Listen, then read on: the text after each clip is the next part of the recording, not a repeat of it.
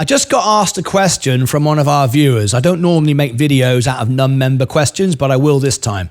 How come it's taken you till now to get to the state of just investing into the S&P at 54.55 from January 24? I happen to agree with this sentiment, but just interested to know. So why has it taken this long to start investing in the S&P? It's a very good question, actually, because it's a little late. It's very late. But let me answer it for you. So I'll do that right now. Let me just clear the screen and I'll have a one-on-one conversation with you. Why it's taken me until now. Well, we need to go back to the beginning. I left home at 16. My parents taught me to be independent. And like my brother, we both left home when we were 16 and 17. I left home to build my own business. I've always believed in working for myself. My parents worked for themselves. I wanted to work for myself. The name Lucas comes from our connection with George. Star Wars. My godfather was Kenny Baker. Kenny Baker was the man inside R2-D2 and from Star Wars, and that's my godfather. So that's where my name comes from. So I've always been taught to be independent and be my own boss. So I left home at 16 and I went and I started working as an entertainer. I've had the great fortune to tour all over the world. In fact, I've visited every country of the world, 195 countries at the time contested. I have been everywhere and paid to go nowhere. I did it all through being employed for special events, weddings, cruises, all kind of events, entertainment-wise. I've gone all the way in entertainment. I've had my own West End show. I've had my own Vegas show. I've been named the World Piano Man, right? So I invested in myself. I also, once upon a time, was asked to stand to run as an MP. An MP is the same as a senator in the United States. And I would have been a member of parliament. So I would have been in government now if I'd stood, because my seat won. I declined because I wanted more life experience. I wanted to see more of the world. So I didn't invest in the S&P. What I did do was build my character and told the world. I wanted to learn about the whole world, what everyone experiences. And I've had amazing experiences from crazy tribes and crazy people in certain areas, in certain places in Africa, from seeing somebody completely soulless outside the pyramids of Egypt in Gaza, to Thailand, to all over the Americas, to Europe, Japan, China, Russia. I've been everywhere. I've seen a few things. And I spent the time building me, building my business and building my knowledge of the world. I wanted at a younger age to live out my dreams, because as you get older, then you have to look more to the future. When you're young, you can take risks and you can fail. And I'm never afraid to fail. I'll take any challenge, and I've done every challenge. I run Tough Mudder when I was 40, 42, I think it was. I did the London Marathon. I think it's 43. So I'm not afraid to take on a challenge. When those said I could not set up my own business and have a big theatre show with the British Philharmonic Orchestra and showgirls and dancers and put the show all over the world, people said, no, you'll never do it. So I decided one night, overnight, to cancel all my regular cabaret gigs in the holiday parks and private venues to be a mainstream theatre producer. To take the risk. I'm always prepared to take risks, but you need to do that as a young person. You can't afford to take risks as much as you get older, because time is running out and you need income to provide yourself with an income at the end of life. So when I was younger, I took risks and I built successful business. I built a lot of successful businesses, but one of them, One Night in Vegas, my theatre show, sadly went bankrupt. I wasn't made bankrupt. I declared myself bankrupt, because when we had the banking crisis come to England from America, when all the banks went into there were several banks that went bust. Royal Bank of Scotland, remember all of that? And the credit crunch, nobody went to theatres. Overnight, my business collapsed. No fault of my own. No one was going to the theatre. I knew my business would crash. It would not survive. So I declared myself bankrupt. Remember earlier on my live stream, I was telling you that I know every penny that's in the bank today, tomorrow, next week, next year. Everything is budgeted, everything is organized. And one thing I am good at is discipline. And that's probably partly to do with my military training. I've had lots of discipline in keeping myself in check and order. And I knew there was no way, unless I won the lottery, and I don't even play the lottery, so that wasn't going to happen. There was no way I'd ever be able to pay off the debt I had because the income now wasn't coming in the way it was. So I wasn't prepared to sit around and wait for a couple of years. So I made sure that everybody in my company was paid. I went to the bank, got a big bag of cash. I'm not joking. It was a big sack like Father Christmas, and I paid everyone. That had worked for me because it wasn't their fault that I was declaring myself bankrupt. There was no point spending the next 2 years with my head in the sand. And before you judge me for that, I tried to get the banks to renegotiate their rates, but they wouldn't. They wouldn't do that. They said, because your credit score is perfect, you've never missed a payment. I said, I know, but it's going to go down the toilet. There's no point sitting around waiting. Will you renegotiate? No, because you haven't yet got behind. I said, I'm not going to wait to get behind to come knocking on the door. I'm more organized than you are. So sod it. I declare bankruptcy. Well, why would you want to do that? Well, you're not listening to me. It's the right thing to do. I'm not going to waste 2 years of my life going down the toilet just to end back right where I am today. There's no point. So I walked into the bankruptcy court, ended it. Everyone got paid. I paid everyone. Not one single person was owed money other than the bank, who lent me money on credit cards at 23% because they would never fund my business at a normal bank rate. They told me I wouldn't qualify because my ideas were crazy, even though we had the second most popular one-night touring theatre show in Britain, only second to That'll Be the Day. We were hugely successful, and we had one of the most famous orchestras in the world. We did the Blackpool Grand, some of the most famous theatres in the world. We were very successful. However, the bank wouldn't listen to me because they just wouldn't. I asked for no funding. I got no funding. I got no sponsorship. I just did it because I wanted to experience it. So I wanted to experience everything I wanted to do. I had an amazing job, an amazing life, and I've done everything I've ever wanted to do. I've been everywhere. I've seen pretty much everything, and I've had a wonderful, wonderful life touring and performing with famous people and doing amazing things with amazing people. So all of that time was about just growing and learning about myself, learning about the world, and living out my dreams. As I then moved on in time, a few things went wrong. I got divorced once. I lost my house, lost my business, lost my children. Few things went wrong in life. Things go wrong for everybody. Not just me, they go wrong for everybody. It just happens that way. It's what happens. But I always just use it and get on with it and stop moaning because there's people far worse off than me. I know, I saw it firsthand. Life moved on, and then I started going on cruise ships. I've done every cruise line of the world over about 37 years. I've performed on every single cruise ship. Name the company, I've done it. From small yachts like Crystal Cruises to the P&O, the QE2, Carnival, bloody Saga, you name it, I've done them all. All right.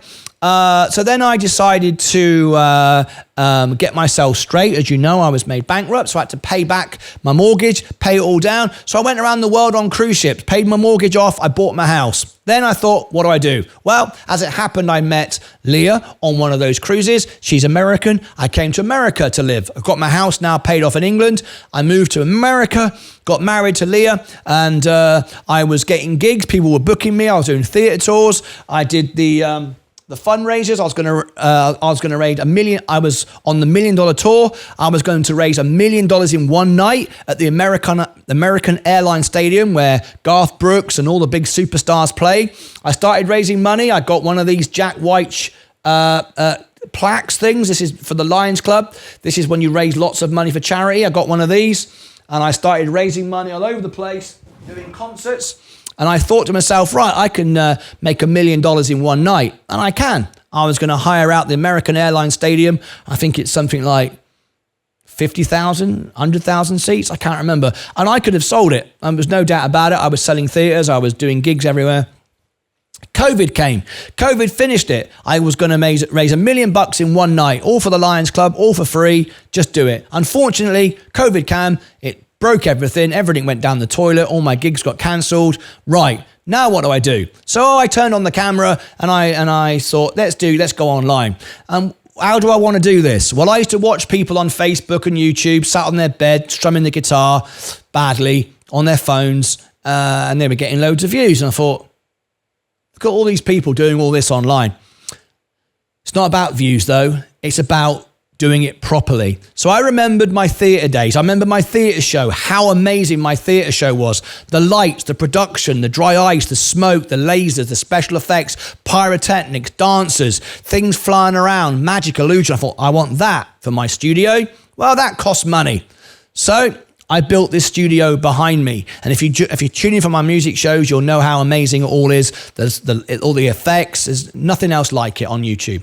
So I thought, right, I'm going to do that. However, what am I going to do? My audience are not on YouTube. My audience are older people who went to theatres, expensive cruise ships and so on. They don't watch YouTube. No one was watching me on YouTube. No one was watching my music shows.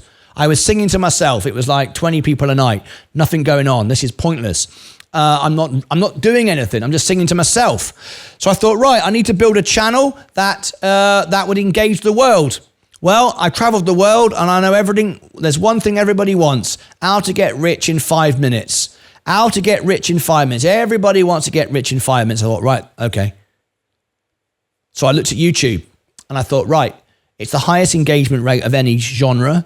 It's the highest CPM rate. You earn money from doing that. But I knew at the beginning I wouldn't make any money because I knew I wasn't going to make sensationalistic videos. How to get rich on Binky Bonk. Bitcoin's going to zero. Everyone sell it quick. Not doing any of that stuff. Others were doing it. I thought, no, I'm not doing it. Christopher Shaw has become a member. What did I tell you earlier? Wonderful. Thank you very much. I'll give you your perks in a moment. Christopher, thank you very much. So I started I built the studio. I decided then to build the channel, and I went live, made a few mistakes. I lost the first three. The first three got cancelled and deleted. Yep, made a mistake. There were a lot of trolls at the time. There were a lot of problems with people setting up YouTube channels during COVID. A lot of scammers, a lot of fraud. I got unfortunately attacked. I lost two or three channels. Those of you who follow me on day one will know we had to launch a show 2 or 3 times. It kept getting deleted. I then started to build this up.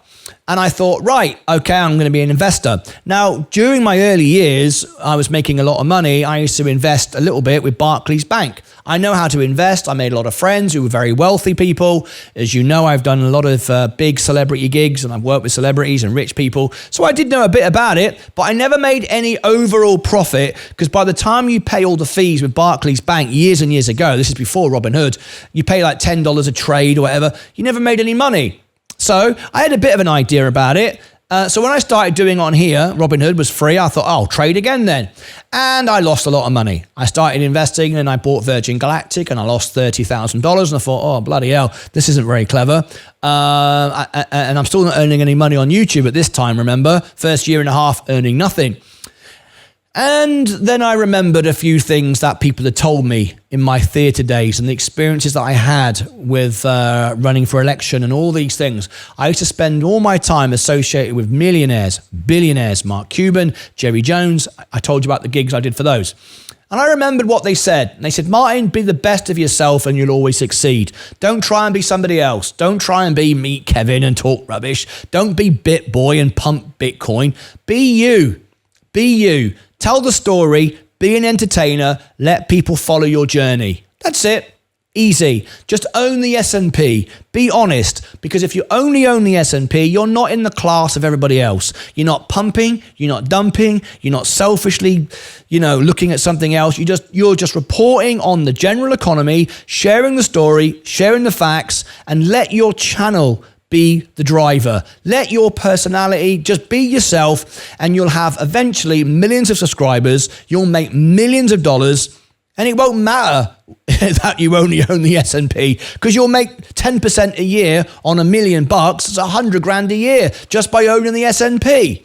And you're also going to come across as more credible, more media-based, more honest. Just do that. Just be you. So that's what I did. So I went for the first couple of years losing money, buying all the Binky Bonks and the Binky this and the Binky that and the Virgin Galactic and God knows what else. Lost 30 grand. And January of this year, I decided to sell it all and start again, rebalance. And when I did that, I was down big time because I sold at the bottom, not the top. And only a week earlier, I was at the top. Doesn't matter. I'm thinking forward. I'm looking at the future. I'm looking where we're going in the future. So it doesn't matter that I sold at the bottom. It doesn't matter. I posted losses. I paid no tax, which is great. In fact, I got a tax rebate of $1,200, I think it was. 1,200, 1,500, I can't remember. Let's say 1,200, which I then put in my Robinhood and so on and so forth. So I started buying the S&P and getting back to just providing live content for my viewers, providing the best content that I could possibly do for my viewers, and knowing that if I focus on you, not me, and trying to make money for me, I will be successful, because that's how we built the business all those years ago. One night in Vegas never made me any money, hence I had to go bankrupt. I had an orchestra, I had showgirls, I had an illusionist. We had the best, the biggest, second most successful one-night touring theatre show in Britain for 8 years. And it was insanely over the top. The money I'd spent was always about providing the best service. Lawrence Teo donated 14 Singapore dollars and 98 cents through a super chat. What a wonderful life. Cheers. Thank you. It has been and still is a wonderful life. So I wanted this to be the same. So I'm just focused on you, and every day, whether you believe me or not, and I understand why no one believes anything, because we live in a world of greed and selfishness. I wake up every morning excited because I have the greatest job in the world. I get to talk to people around the world every day who choose to join in.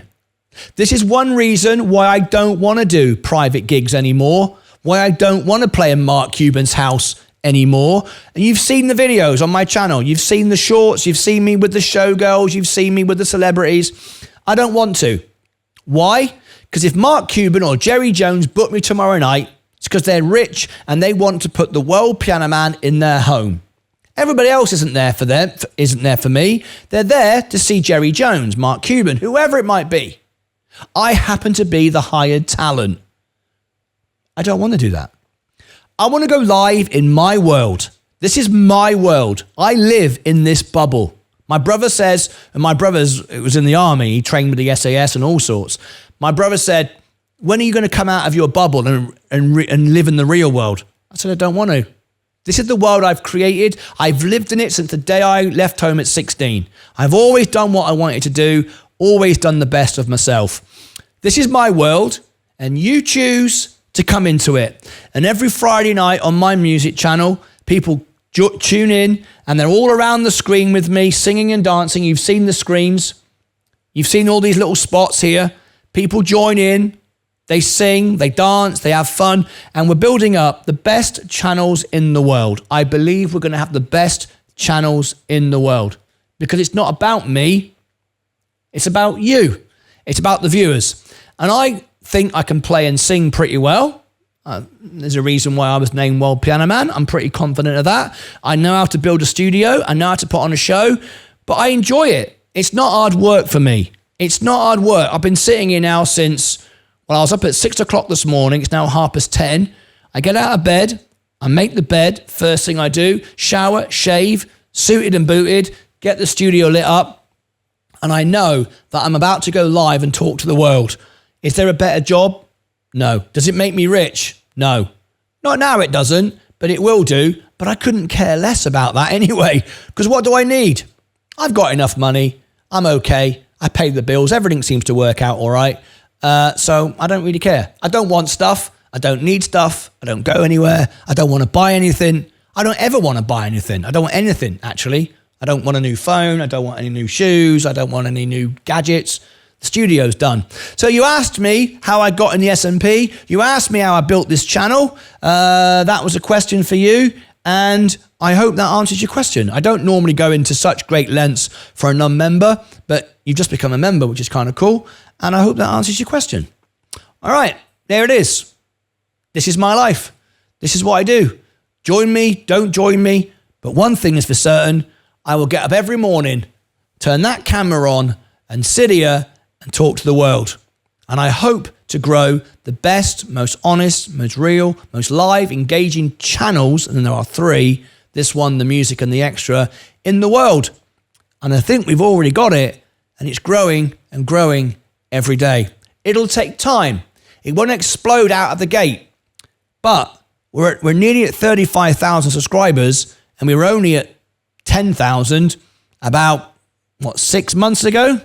We're growing pretty quickly, and it's accelerating all the time. But doesn't matter. The people are here. Enough people to talk to.